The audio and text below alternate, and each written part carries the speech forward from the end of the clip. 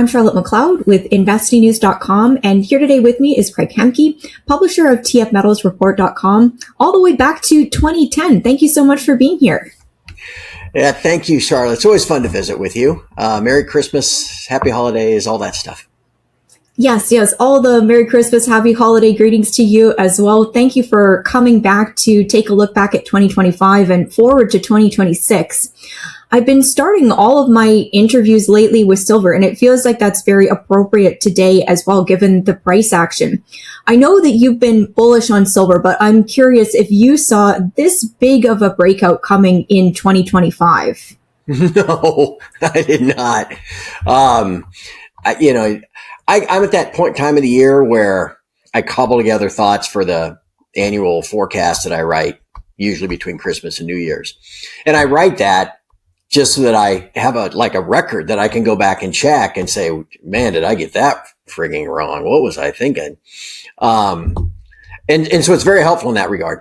And I remember entering this year, thinking, well, we had such a great year last year that it would really be unusual to have two in a row. Like, for example, this century, gold had 4 years where it was up 25%. It never could follow that up with anything the next year. I think the best year maybe was 2011, where it had like 10%. The other three were all flat to down. And I thought, well, man, if we could just do 10% in 2025, we'd really be onto something. And I mean, there were a lot of, as we entered the year, that was a bullish forecast. You had Doge, and the dollar was soaring and Trump was going to balance the budget and all this other stuff that we all knew was nonsense. But still, standing in front of that in early January, to say 3,100 or 3,200 and $40 silver was kind of outrageous. And so, so here we are, $67 or so as we speak. There's a number of things going on here that have made it such an outstanding year. And again, for gold to be 25% last year and like 65% this year.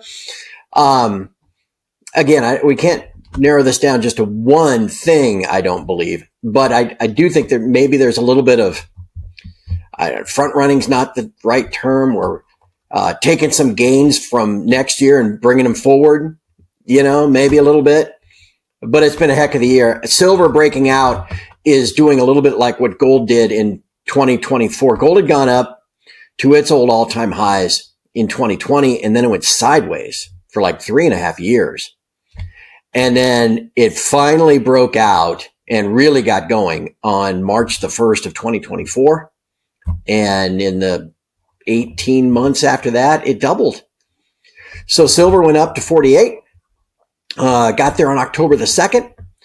Instead of going straight back down like it had 2 times in its history, it's just continued to go on. And so, I thought then it was probably headed to double like gold has, and it may not take 18 months at this rate, Charlotte. Well, I guess we do know that silver is known for being volatile and it moves quickly. So we'll see how that plays out. And we've got a lot of directions we can go in, but I want to hone in on silver and what's been driving this latest price rise, because when it kicked off, there was so much speculation about what was going on because it was happening at the same time as that COMEX shutdown. And I know you've been writing and talking about what is and what isn't driving the silver price right now. So I'm hoping you could get into that, maybe go over some of the misconceptions that we're seeing as we see silver rise. Well, here I am, I'm the guy. Yeah, I'm Turd Ferguson, right? That's where I got started 15 years ago, and irreverent and all that kind of stuff.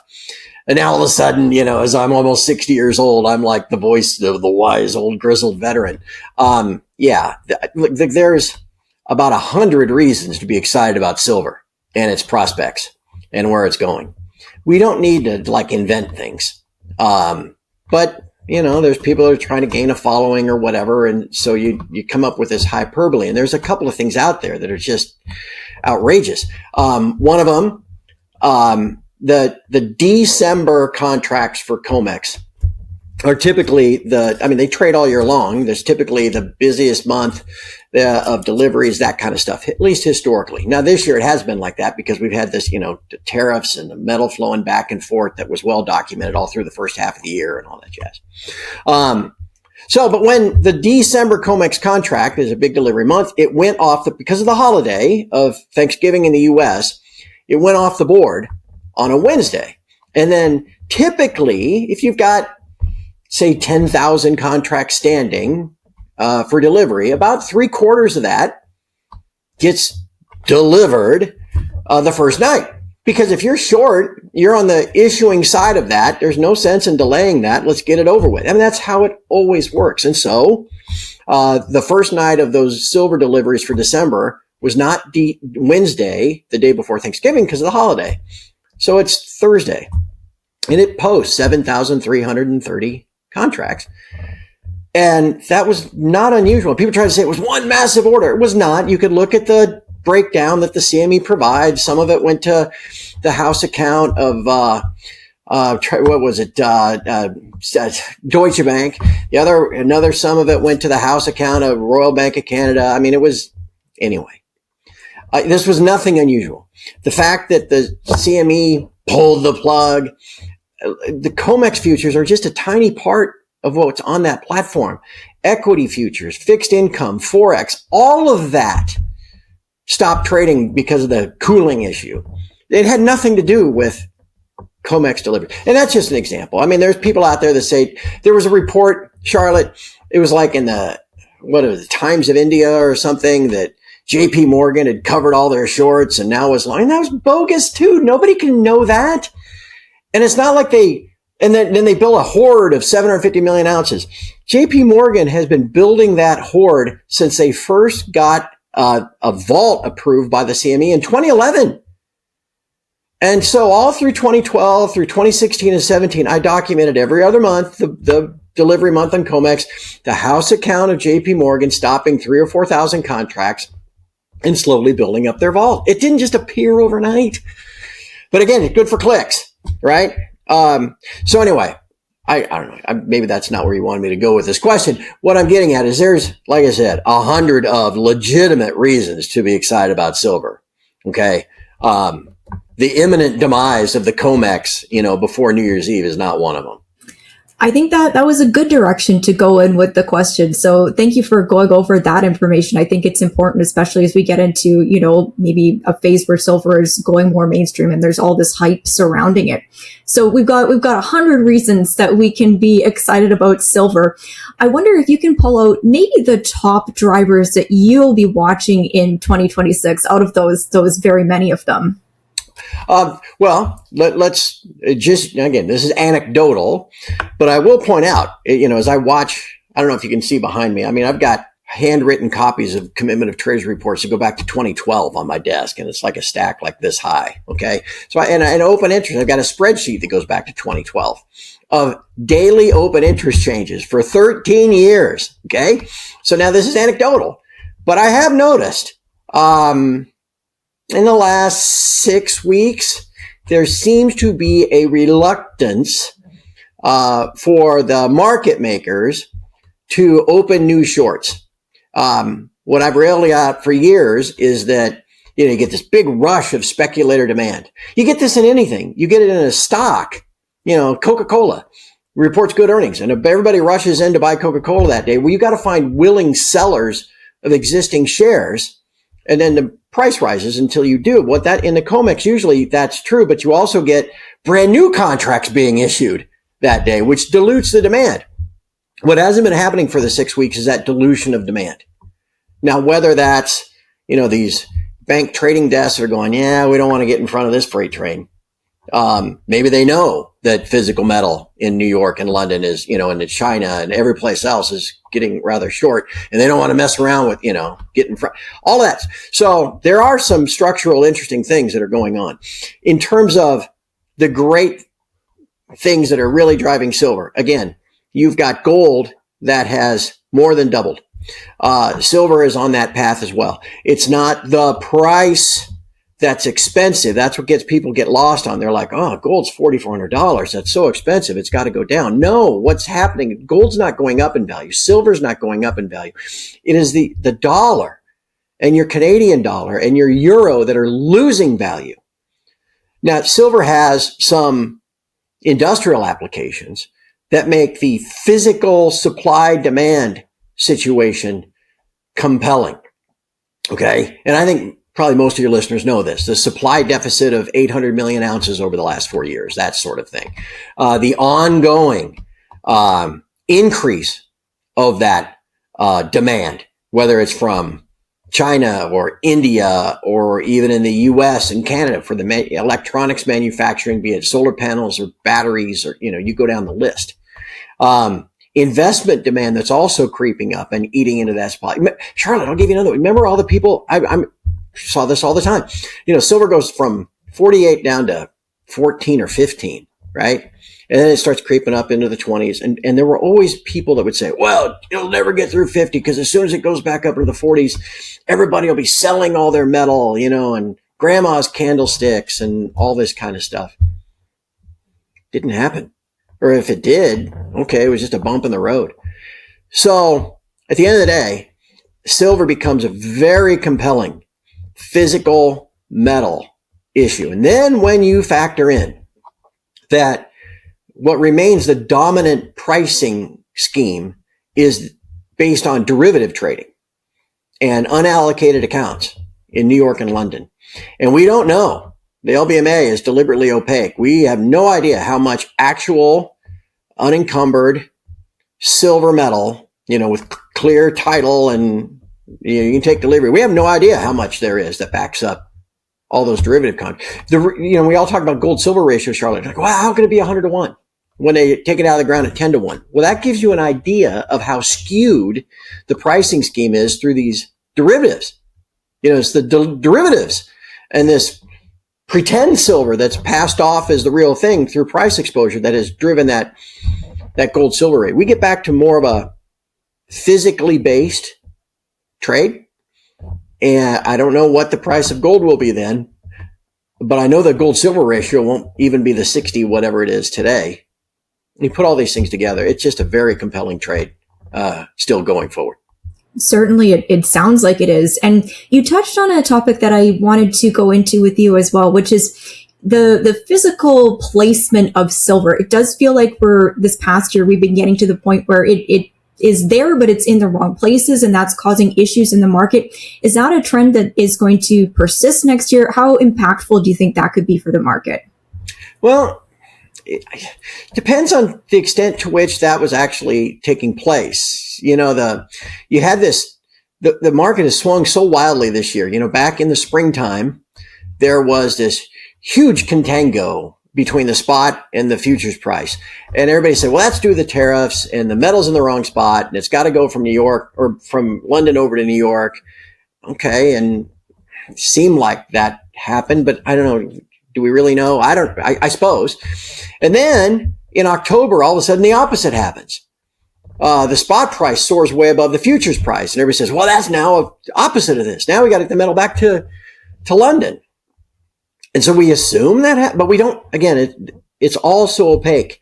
I mean, even the CME in their daily silver stocks report says this information, they put this disclaimer on back in like 2015. This information is taken from sources deemed to be reliable, but the CME, can't be held liable for what's accurate and what's not. And then the LBMA is like useless and hopeless in providing accurate information. So, is that a trend? I think I'm more confident in saying that the U.S. is going to be more and more reluctant to export any silver that gets within its borders. That one of these fundamental drivers that I failed to mention earlier is this whole critical minerals thing. With all of the EMs and UMs and all this other stuff no one's ever heard of that was on that list, all of a sudden silver's on there too. And for good reason. So any metal that does get over here, I think they're probably reluctant to ship it back abroad. Now, the banks are involved. They've got a desk in New York and a desk in London, and all that stuff happens. The end of the day, the actual physical commodity, I'm quite confident, is getting, I don't know if scarce is the right word, but let's use it, getting more and more scarce. And that takes that leverage system and just stresses it and pulls it even tighter. And that then cascades down to price. These banks don't want to get in the way by issuing shorts the way they always used to. You get these days like we've been having for the last month where silver's up $3, 5%. That never used to happen. So anyway, Charlotte, you asked me, I guess maybe I've had too much coffee. You asked me a question about metal going back and forth. I don't know if we'll continue to see that, because I don't know if the fourth part will, or the back part will continue, given the structural, physical situation. Yeah, I think that's a fair answer there. It's very tricky. It's hard for me to wrap my head around it. So thank you they're coming for you. that. I know. Siren. What did you do? My apologies. I don't know. They know we're talking about silver. I'm just gonna. Sorry, you can hear it. I think it's fading now. That's okay. So what I was going to ask you, so everybody I think is wondering about silver price in 2026. I'm wondering if you have a price range that you're looking for next year. I feel a little bit bad asking this question. I've been asking people for their 2026 outlook for silver for the last month or so, and some of the prices that I got were nearly already there. So any thoughts from you? All right. Well, I'm going to talk for a while, Charlotte. So if you need to go check and see, make sure everything's okay outside. Okay. Let's start with gold. Gold, the thing I've gotten wrong over the last couple of years is, and I recognized it finally this year, was that the central bank demand and tether demand too is underpinning price. And you can see it in the chart ever since it broke out, almost 2 years ago. It goes up in regular patterns of 20% rally, 2 to 4 month price consolidation. Everybody gets used to new price, 20% rally, it's gone on this, broken out now 4 times and done that. The next time it does this, and it's going to happen in the first quarter, 20% will take you to about 5,200. And, I was saying this all summer long. I said, well, 20% from 3,500 is going to take us to 4,200. And people are like, oh, it's not going to 4,000. Are you crazy? And we did. And now we're kind of used to it. And so 5,000 plus is next. Silver, I mentioned that, and I hadn't really thought of this before 5 minutes ago, but where gold took 18 months, sorry, my nose is a little itchy, where gold took 18 months to double after it broke out to new all-time highs in March of 2024. A lot of times we'll see silver move 2x to gold, up and down. All right, so maybe it takes silver only 9 months to double. Half the time. It got there in October is when it broke out. So what's 9 months from October? July? Yeah. August? Okay. That'll work. Now, what's going to drive this? Now, and what's I think the risk too is that some of next year's gains, maybe, like I said, are maybe being pulled forward into this year. And what do I mean by that? The signs have been there all year long of where this is headed, whether it was the Secretary of the Treasury, Bessent, in Trump's office on February 3rd, talking about monetizing the asset side of the balance sheet. Remember that? And then he quickly tried to walk that back. And then all of a sudden, as you mentioned earlier, this gold starts flowing across into the U.S. And, StoneX said it was 2,000 tons. So you got that. You've got other underlying things like Trump's Bitcoin Reserve Act, where written in the actual bill, the House and Senate versions, is the revaluation that the U.S. holds the gold on their balance sheet from 42.22 officially up to whatever price they pick. And when they do that, the Treasury then can just the Fed can hand out, say, $2 trillion to the Treasury Department to then, and they'll say that that's deficit neutral because they just marked up the asset side. And then they can take that $2 trillion and buy their Bitcoin and build this national sovereign wealth fund. All these signs have been there all year long, right? Further, we're all wondering, oh, wow, how hawkish is Powell and all this stuff and these dissenters and all this crap. Powell's gone. And Trump is going to put in a yes man, whether it's Hassett or Warsh or somebody, and he's going to cut rates by maybe a couple hundred basis points. Bessent has discussed the melding of the operations of Fed and Treasury together to work hand in glove. We've already got Powell announced last week what is undeniably QE, it's interest rate control. They're trying to add $40 billion a month in liquidity on the short end by buying T-bills until he's gone 1st of May. Well, what's the biggest concern then if you're going to cut short rates is what happens to long rates. And eventually, when you're melding the Fed and Treasury together, they're going to yield curve control the long end too. First, just through jawboning, and then eventually, if they have to, actual QE that institutes sharply negative real interest rates. And all of this stuff is, if you're not told directly, it's pretty easy, at least as I sit here every day, to connect all those dots all year long. And that's why gold keeps going up. That's why silver went to 48 and then didn't go back to 28. It's now 68. All of this is coming next year. And I think it presents, you're not going to get a green candle every single day and every single week. And I'm sure there'll be a month with a red monthly candle as well, because that's just how these things ebb and flow. But if you think that 4,400 is expensive and you're waiting for some big dip, or if you think silver's got to go back to its 200-day moving average or something, you may be disappointed. I think it's going to be a big year next year too. It really sounds like it could be, just based on what you're saying. And I know we usually stick to gold and silver, precious metals prices. What is your outlook for the U.S. economy in this situation heading into next year? Well, I've been talking about that macrocast. I think I've got about 3 years in a row of saying, okay, surely this is a year it tips over into recession.